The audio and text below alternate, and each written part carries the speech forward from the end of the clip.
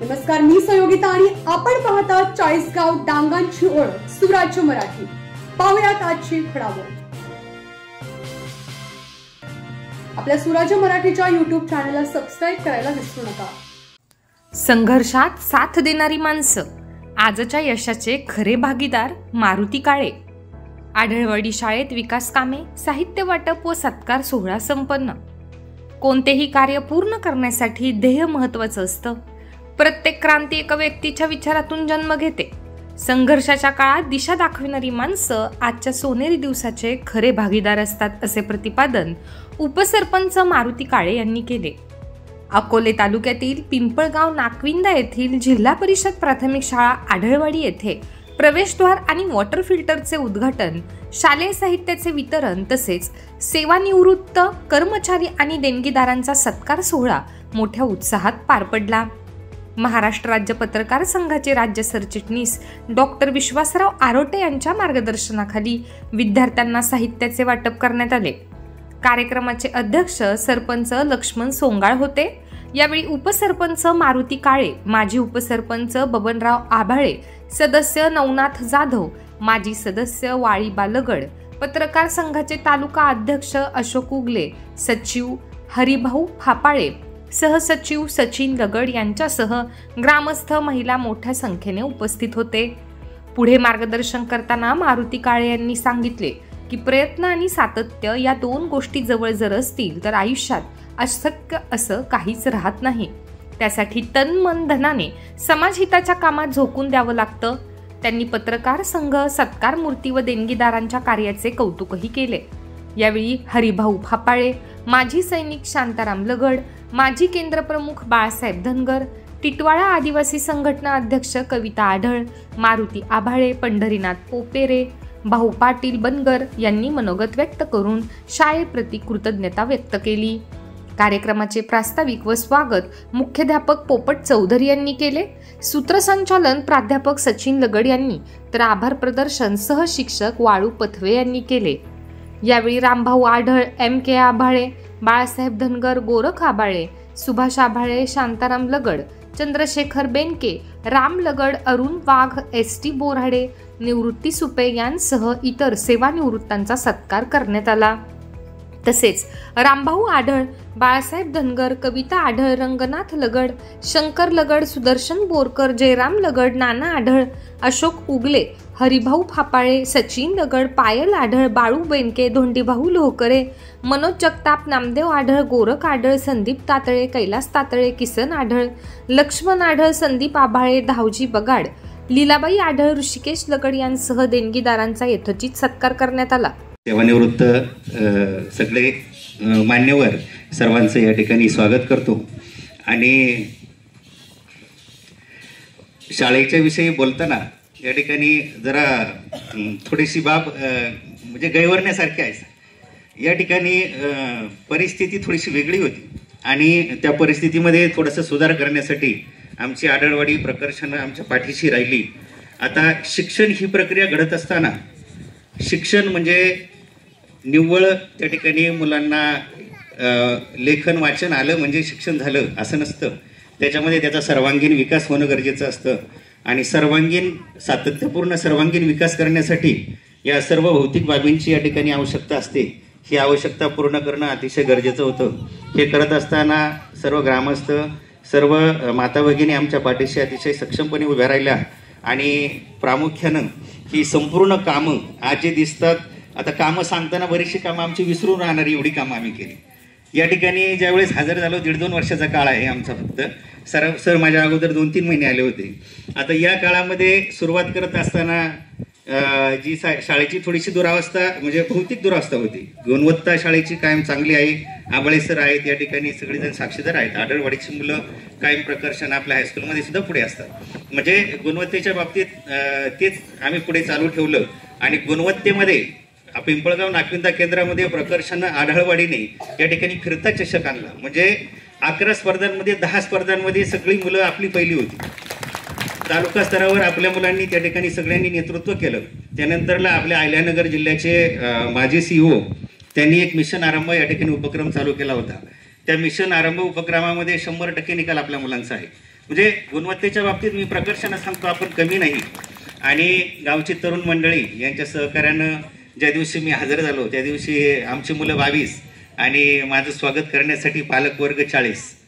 तिथेच मला प्रश्न पडला की आता आपण इथे कुठेतरी आपण यांचं देणे लागतोय, काहीतरी आपली गरज निर्माण होते. हे मी स्वतः ओळखलं. आमचे सर साथीला होते. आता सरांचं मुळात सरांविषयी बोलणं खूप मोठा माणूस, अतिशय शांत स्वभावी आणि त्यांची साथ म्हणजे अतिशय भक्कम साथ. तर हे करत असताना प्रथमतः आमची शाळा, मी पहिल्यांदा ग्रामपंचायत पिंपळगावचं मनापासून आभार मानेन, अभिनंदन करतो. शाळा गळत होती. 5 ठिकाणी बादल्या लावून आम्ही पाणी त्या ठिकाणी जमा करत होतो. मुलांना बसण्यासाठी जागा नव्हती. काळे पाटील आणि सरपंच वगैरे सदस्य कमिटी, नवनाथ भाऊ, सगळी मंडळी या ठिकाणी आली. त्यांचं स्वागत सत्कार झाला. त्यांनी पाहिलं, त्यांनी कबूल केलं. सर अजून आम्ही पदभार घेतला नाही, त्याच्यामुळं काम कसं करणार हा त्यांच्याही पुढे प्रश्न होता. परंतु अक्षरशः ह्या लोकांनी म्हणजे त्यांना मी सलाम करतो आढळवाडीच्या वतीने. सर्वांनी त्याचं अप्रुव्हल व्हायच्या आतमध्ये स्वतः खिशातून आम्ही साक्षीदार आहोत त्याचे. ते बोललं पाहिजे. शाळेचं छत बदललं आणि छत जसं बदललं तसं आमचंही छत आम्ही बदलायचं सुरुवात केली. आता या ठिकाणी ग्रामपंचायतीच्या माध्यमातून अर्धवट झालेलं शाळेची संरक्षक भिंत होती.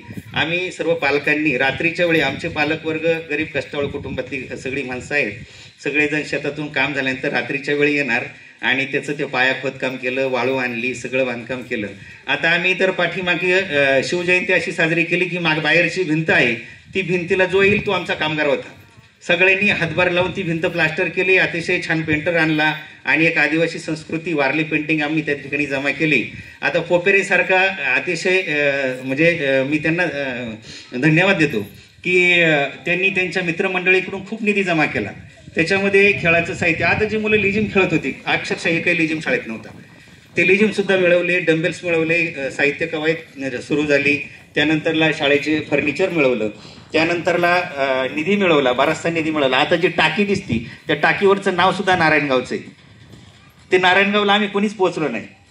एक दिवस आम्ही शाळेत येत होतो, सकाळी शाळा असताना पोपेरे घाईगरपडीत म्हणे मी टाकी आणायला चाललोय.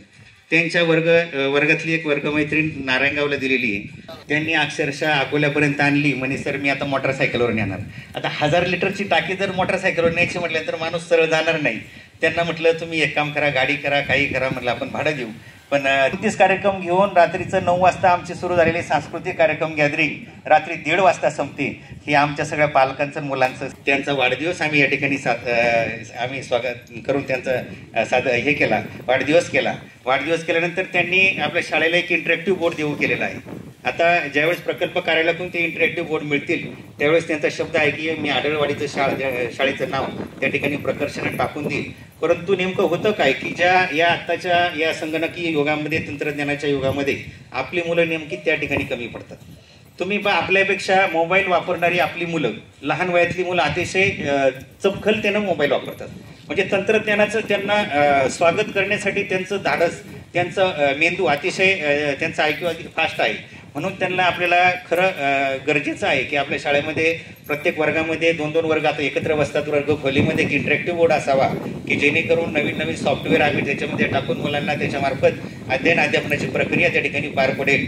अशा प्रकारे हे काम चालू असताना या ठिकाणी आम्ही हे शाळेचं संरक्षक भिंत पूर्ण केली. त्यानंतरला हे करत असताना आमच्या दोघांच्या मनामध्ये कल्पना आली की आपण शाळेला थोडासा रंग बदलू. आता ते शाळेचं असलेलं शेवाळ इतकं त्याच्यावरती थर साठले होते तर तारेचे ब्रश 8 आणून आम्ही ते दररोज दुपारी जेवण झाल्यानंतर मुलांच्या साथीनं आम्ही ते 15 दिवस शाळा घासून काढली. त्याला प्रायमरचा कलर मारला. आमच्या गावकऱ्यांना तेही चैन देईना. त्यांनी डायरेक्ट वर्गणी जमा करायला सुरुवात केली. त्यांनी अतिशय मोठा हातभार लावला आणि 40 ते 45 हजाराचा हा बाला उपक्रमांतर्गत शाळा रंगरेगवटीचं काम आम्ही पूर्ण केलं. म्हणजे हे प्रकर्षाने त्यांचा उल्लेख केला पाहिजे. आता ज्यावेळेस अतिशय म्हणजे जिकरीचं काम असतं, आता मी प्रत्येकाचं बोलणार आहे, त्यांचा सत्कार आपण छोटासा इथं वेळ देणारच आहोत त्यांना. म्हणजे अशा प्रकारे ही कामं करत असताना या सर्वांच्या माध्यमातून, गॅदरिंगच्या माध्यमातून आम्ही जवळजवळ शाळेला 1.5 लाख रुपये निधी जमा केला.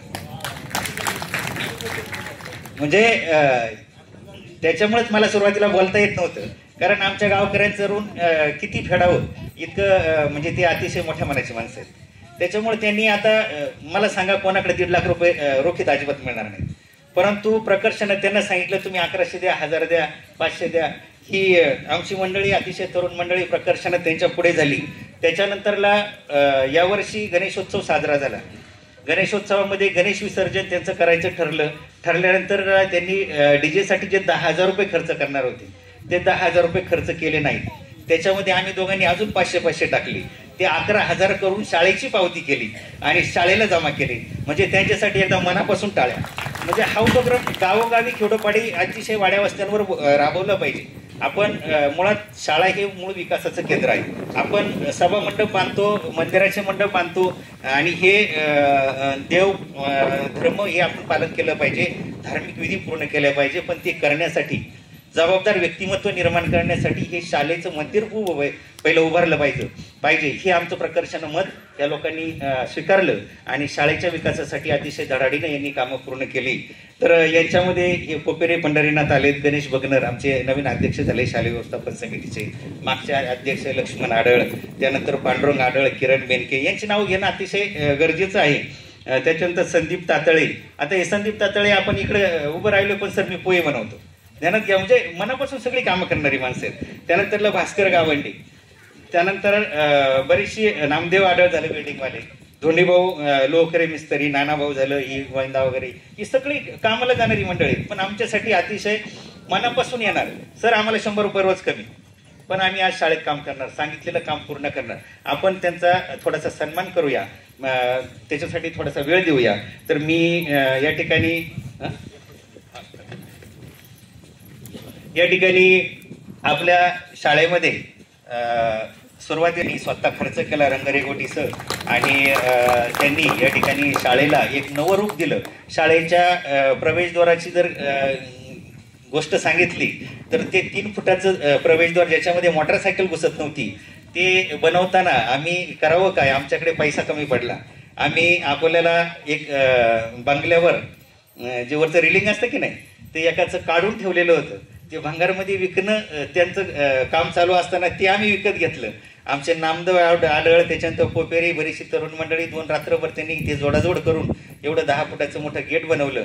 शाळेला मोठं प्रवेशद्वार झालं आणि त्याच्यावर खरं झेंडा रोवण्याचं काम रामसरांनी केलं. प्रवेशद्वार मोठं त्या ठिकाणी तयार केलं. मी रामसरांचा या ठिकाणी सत्कार आपल्या गावचे सरपंच यांनी करावा असं त्यांना विनंती करतो. सर या एक श्रीफळ घ्या. सुराज्य मराठी नेटवर्क करिता प्रतिनिधी सचिन लगड, राजूर, अहिल्यानगर.